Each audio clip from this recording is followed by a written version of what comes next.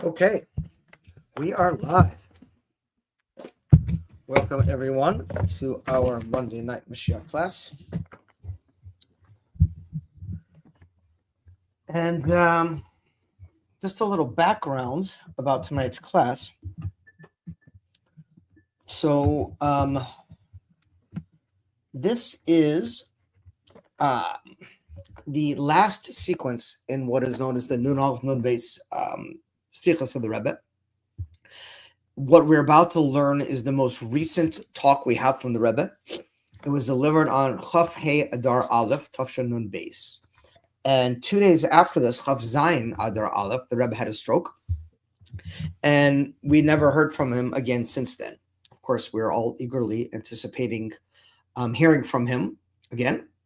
But for the time being, this is the most recent class we have. It's a very short sikha, and it's very appropriate just to add, because what's going to happen is next week we're going to learn a special sikha from Beis Nisan. It's known as the Yechia Melech sikha. But after that, we're going to return to the cycle of Nun Aleph. These sikhas were originally given in Nun Aleph and Nun Beis, which is 1991 and 1992.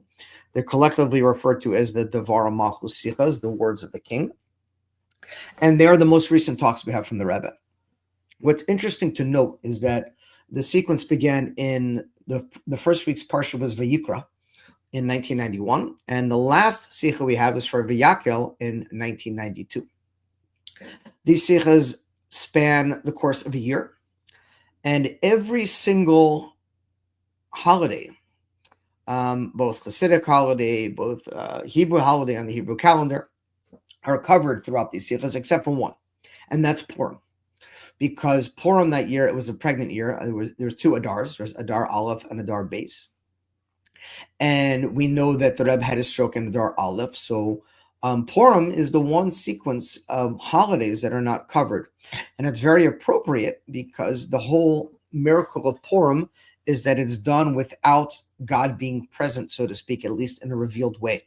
That's why we know that in Megillah Esther, it's the only book of the Tanakh where God's name is not mentioned, because the miracle takes place with God in a state of concealment, if you will.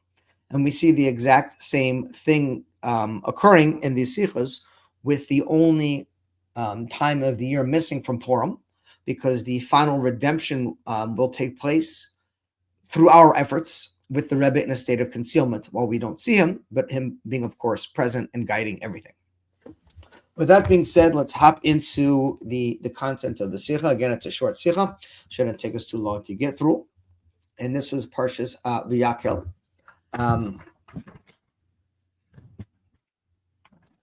And let's hop right in. The Kaviyos Kama Vakama Shanim, Parshas V'yakel B'kudehem Mechovris. The Kviyat Shabbos He Shaparshas V'yakel B'kudehem Parshas Nifradis. So interesting enough, our year we're in now follows the exact same sequence from when this year was first, when the sikha was first given. And the Rebbe says, in many years, Parshas V'yakel V'kude, they are combined. But in the year that the Rebbe gave the sikha, they were not combined; they were separate, which is the same thing we have in our year, which is V'yakel, which is now, and Pekude, which is next week. There's no sikha for that because, again, the Rebbe had a stroke right after this, and therefore there was no sikha.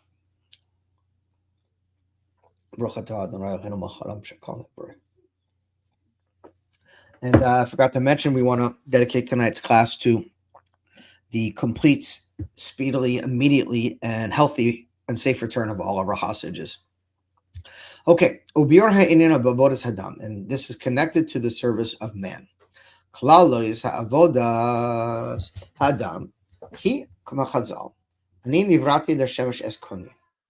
the general idea is that we are supposed to acknowledge and realize that we were only created to serve our master. That's why we're here. And this affects also to our service in the world. The Shemesh has konam, to serve our Creator. And the Rebbe said that this divine service encompasses two general paths or two general ways, and they are hinted at or alluded to in the names of the parshas that we're talking about now, which are Vayakel and Pekude. Aleph, Vayakel, the first one. Shemegala b'kol inine ha'olam hu hes avodas haklalis shlemam b'pratim l'shemesh elkanam. Vayakel is referring to what we say is the general service, which is above divisions, above individual work, of serving our Creator in a state of oneness, if you will. And this calls for a service of what we say is actus, or unity, in serving our Creator. How much more so does this apply to the Yidden through our love and unity together with our brothers and sisters? Ahavas Yisrael. Base, the second way of the general service of serving our Creator, is connected to Parshas Pekudei.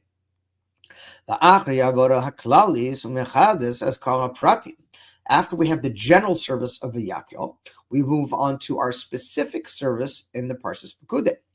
Magada b'kol prat to prat.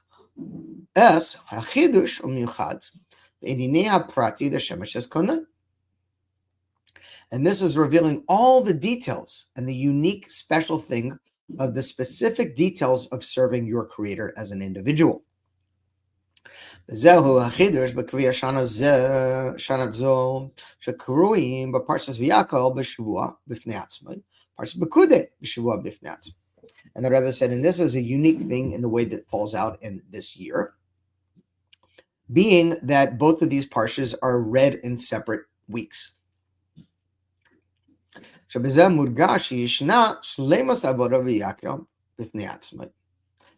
therefore, it emphasizes the completion of the service of Vayakel in and of itself.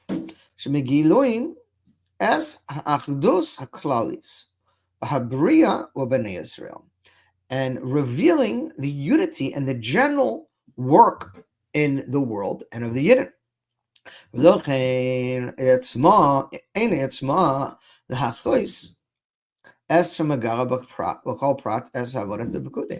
therefore, it is not necessary, if you will, to get to or to wait until you reveal the details of the service of Pekudei. And again, the Rebbe had his stroke after Parshas Vayakel, meaning we never got to the next week Parsha of Pekudei in these sequences of these sichas, which is even more emphasizing the importance of the general service of the unity amongst us. And there's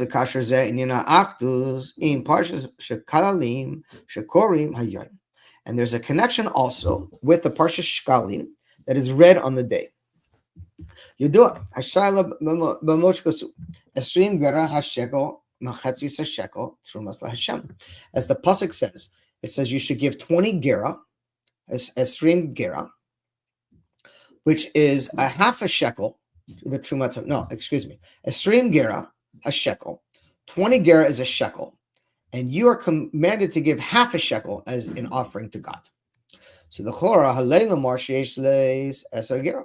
So why didn't the pasuk, the Rebbe say, just say give 10 gera? In other words, it says a shekel is 20 gera, and you have to give half a shekel. So we know that there's no waste of words in the Torah. So why doesn't it just flat out say give 10 gera, which is half a shekel?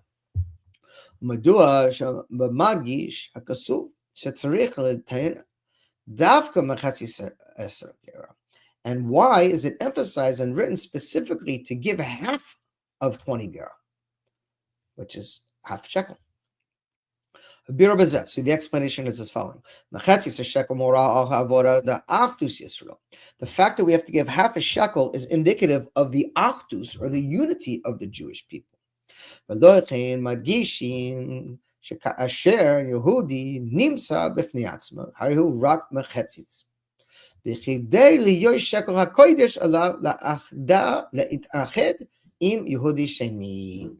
Rebbe says like this.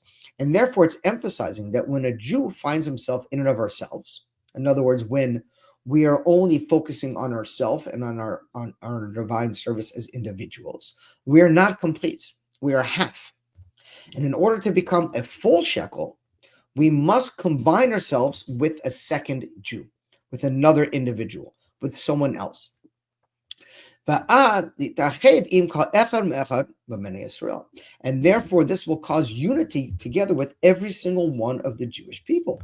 This is a basic concept in Kabbalah, where it used to be that a Jew is forbidden to learn Kabbalah unless they were what we would say married and know the whole Shas Baal Peh and be at least 40 years old. And the idea of being married is that when our soul comes down into this world, we are one in the upper worlds. In other words, the masculine and feminine energies, if you will, are in one soul. And then God divides that soul in half and puts it in two separate bodies. Hello, Dove. So the idea being that we are called incomplete until we find our other half. And the Shekhinah, the divine presence, cannot rest on someone who is incomplete. And therefore, our mission in this world is not to find a wife, it's to find our wife, and or vice versa, for the wife to find their husband, even though the general work is for the man to find the woman. The idea being is that it's already determined who the other half of our soul is, because our other half of our soul existed above before it got split in half. So we're incomplete without that other half. So the Rebbe is emphasizing the same kind of concept in a different way, not just with our wives, but with each other, that we are incomplete when we are doing our work in this world alone. And the importance of joining together and creating what we call achdus, or unity. And with that achdus, this helps form what we call a completion or a whole. And that's what the Rebbe goes on to say. Now,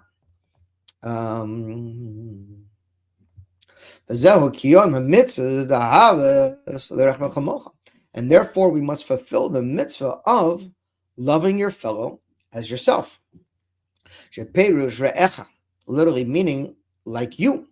Who lo rak Yehudi shenimsa kadroiv alav ela afilu Yehudi shenimsa b'tzvei hatev. And this emphasizes the fact that this Jew is not necessarily someone close to you. It's not necessarily someone that is one of your neighbors or right around the corner, but it could literally mean someone on the other side of the world, meaning we have to be able to get out of the way enough to get along with one another. And we see this very powerfully and very clearly of what's happening in Israel right now. Unfortunately, there is a lot of strife in Israel amongst each other. And that's when our enemies attack us, when they know that we're not getting along with one another, because the importance is that we must be united. We must have unity. We must have achdus. We must have this idea of oneness amongst ourselves. And that means to put ourselves aside. We just came out of the holiday of Purim, and we spoke extensively about this idea that it is our physical bodies or the appearance that causes the separation. This is one of the reasons why Esther had the Jewish people fast for 3 days, because the body is what causes the separation. And the idea is to emphasize the soul, meaning that the soul becomes primary. And to do that, the body has to become secondary. And that's why the importance of Ahavas Yisrael, of loving one another, means we have to go deeper than the surface, deeper beyond if someone has a beard or covers their head, or they're religious or not religious, or lefty or righty, or vaxxed or anti-vax, or whatever divisions you want to come up. We have to go beyond that. We have to go beyond that into a deeper inner connection where all our souls unite as one, and they're all united to one God. And only at that place are we capable of truly having love for one another. To do that, it's a basic concept in all types of therapy. You can't give what you don't have.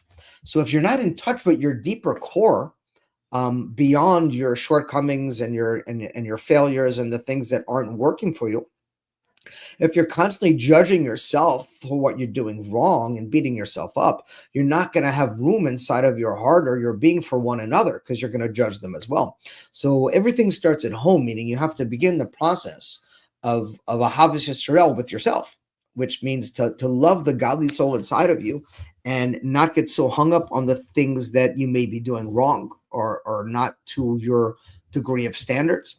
It doesn't mean we shouldn't strive to improve ourselves, but we have to find a place deeper beyond the surface levels of our physical appearance and our physical separation in order to have this true actus, this true oneness, even with someone who's on the other end of the world. So how do we do that? The reason we're able to do that is as the Tanya explains, that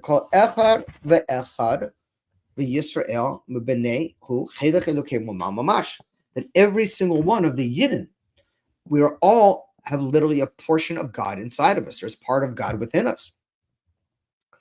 And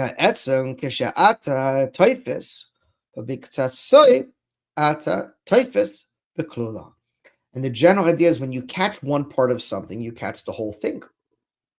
So when there's a part of God inside of us and we're able to kind of grasp onto that godly core, it's literally like we're grasping onto God himself.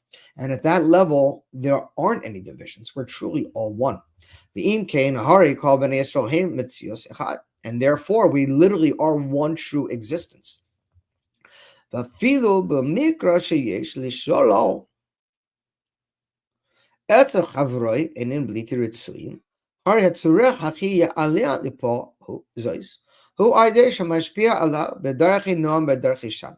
Now, if the Rebbe isn't giving the Sikha with complete prophecy, then I don't know what else we could say. Because we know after Gimel Tammuz, which happened a couple of years after this, there was a huge rift, a huge divide within Chabad amongst this concept of what is known as Mishichistim and anti-Mishichistim, those who are openly saying the Rebbe is Mashiach and those who believe it in their hearts but are too embarrassed to say it. And the main thing the Rebbe is saying right now is that even if you see something in your friend that you find undesirable, that you think is wrong, that is not your way of doing it, and you want to have an influence on them, and you want to explain to him how perhaps you think he's going about doing something in not the best way, it must be done in a calm and peaceful way. No yelling, no fighting, no screaming, God forbid, no hitting. And the idea is that we don't have to necessarily agree with one another, but we have to find a place in our heart to truly love one another, where we don't have hatred, where we can agree not to agree, but still love one another, where we can have a disagreement, an argument, and then hug one another. You look what's going on in the world, and you see not even amongst the Jews, amongst the entire world, such hatred and anger. If someone has a contrary opinion or position to theirs, it's like, you must do this because we're all like people became nuts. Anyone who's screaming or using violence or inciting violence clearly is not standing behind whatever they're saying about the importance of unity. So it's very important that we do things in what we say is a way of bedarchi noam, bedarchi shalom, in a calm and peaceful way, if we're in disagreement.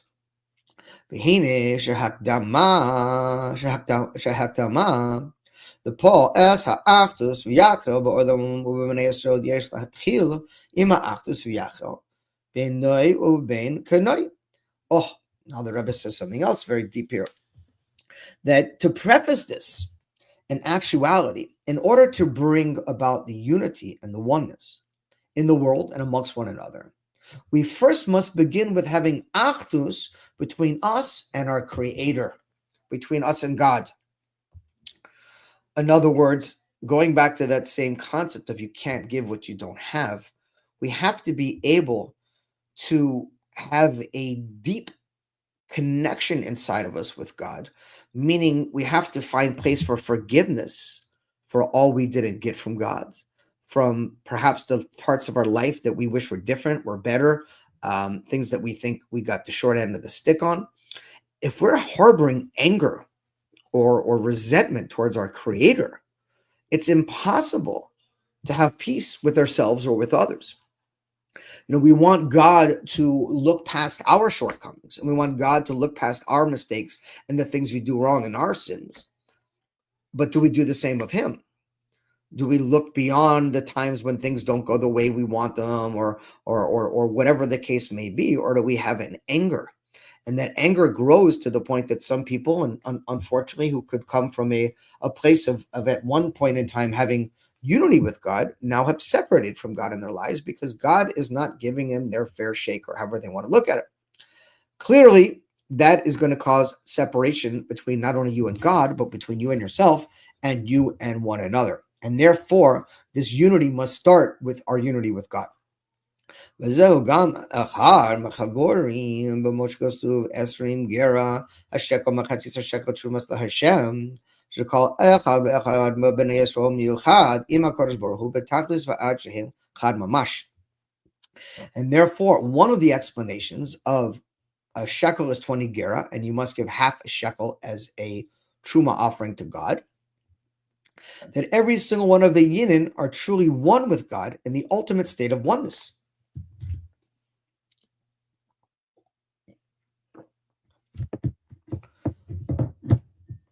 And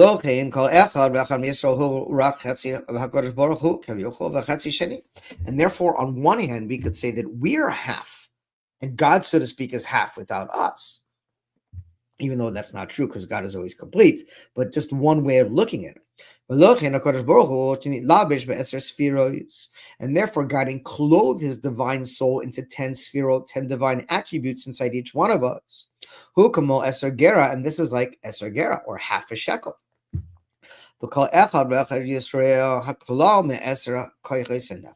And every single one of us has 10 soul powers. Hu eser, which is also 10.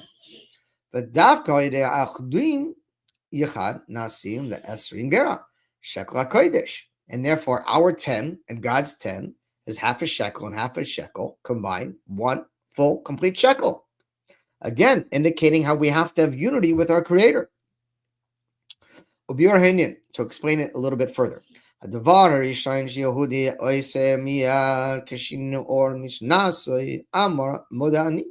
Therefore, when a yid awakens in the morning, the first words out of his mouth are Modeh Ani, thanks and praise I'm giving to you.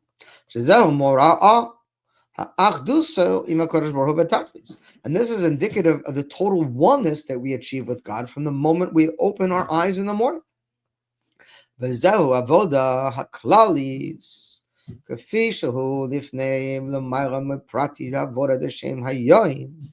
this is indicative of the general oneness, which is above the details of our service throughout the day. In other words, before we even get into starting and saying our morning brachot and davening and beginning our day, we are starting our day with a general concept of, I was only created to serve my master. I'm only here to serve God. And this is what sets us forth with the whole general idea of bringing God's oneness into our lives throughout the course of our day and all the details of our day.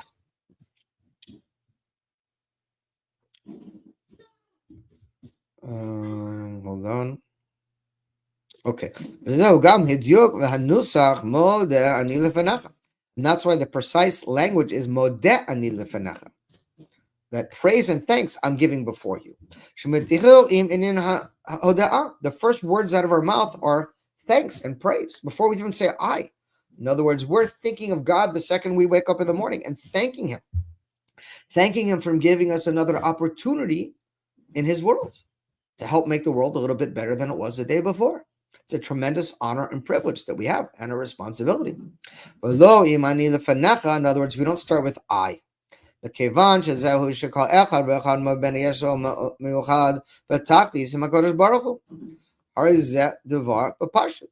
in the most simple way, every single Jew is in an ultimate state of oneness together with our Creator.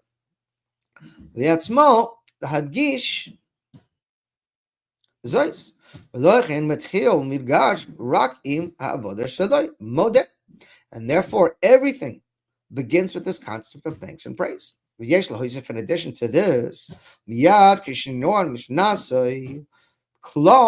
Gam Moshe Kasuv HaRambam Yishnam Behevlich HaZman Shetzarich Lahois Neor Gam Mishenai ותחילו עבור ההיא, שזה ידעו, חד ממש, עם עצמוס ומחוץ. היה חלק אלוקי ממש. Therefore, we must, the Rambam says, from the moment we awaken, from we call Hevel Hazman, the like the hot air of the times. The Moda Ani is not just from when we wake up in the morning, but all day long. We're constantly supposed to remind ourselves that it's very easy to fall into a sleep. What does a sleep mean? It means when your life becomes rot, when you don't think about God, when you don't think about your bigger purpose, you don't think about why you're here. You're just going through the motions. You're waking up, you're getting dressed, you're even if you're davening, you're doing what God is asking of you, your life becomes very mundane. You're losing the capacity for this joy that life is supposed to bring, where we're supposed to look at the world like a child, like it's brand new in our eyes. And therefore, all day long, the Rambam says it's like awakening from the Hevel Havalim, the hot air of the times. We constantly have to remind ourselves to wake up and snap out of this feeling of desperation, God forbid, or boredom, whatever the case may be. And all this is emphasized especially the Sho'olim,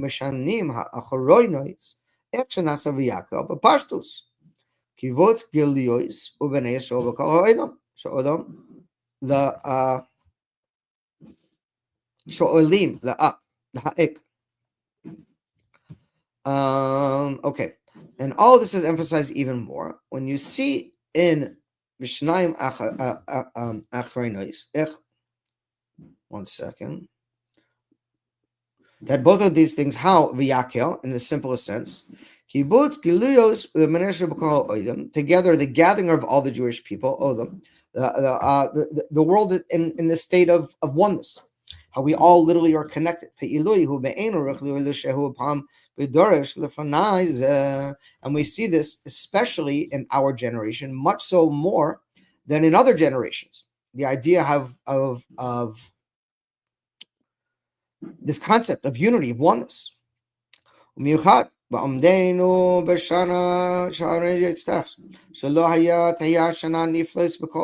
especially as we find ourselves in the year where God will show us wonders in every single thing, showing the combination of these miracles affecting everything. And therefore, as it comes to actuality in Parsha Shekalim, which emphasizes the idea of giving tzedakah, of giving charity. And there's many ways of giving charity. Me'eser, which is giving 1/10 of your money.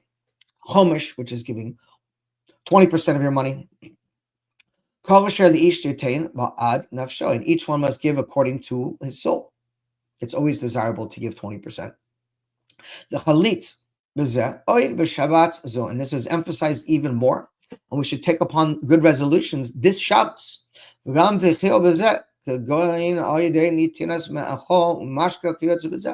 First, by providing to those who are in need with food, drink, clothing, whatever their basic needs may be.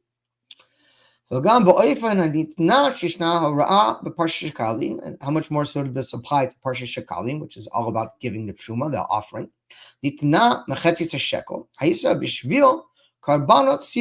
which is emphasizing the congregation's donation as a unity, as one, all of us.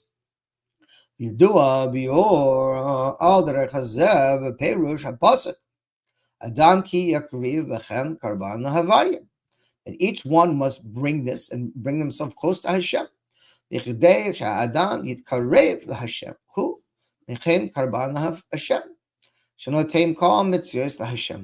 this truma offering that each one of us are giving as part of a general congregation is indicative of the idea of creating achdus, where we realize that our entire existence we're giving to God. Just like God gives us life, we give back to God by making him the most precious in our eyes. And this is brought into actuality. And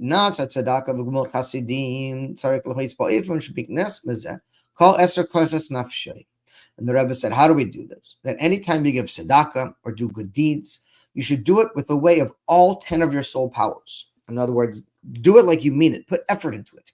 And this comes to actuality. The importance of such a thing. And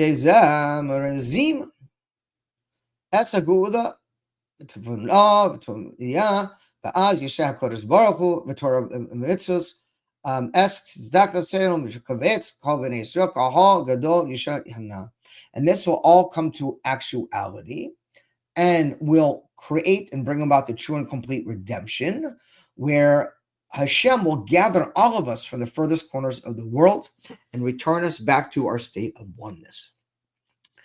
And that's it. That's the final, most recent teachings we have from the Rebbe, where the emphasis again is on our work as one nation, as one people. And Hashem should bless us all as one and redeem all of us and take us out of this galus immediately. And we'll be starting next week the sequence of Nun Aleph, and re-beginning the sequence again. And long before then, we should find each other in the base of Migdash Shlishi with the Rebbe Melech Moshiach. God bless you, and have a good night.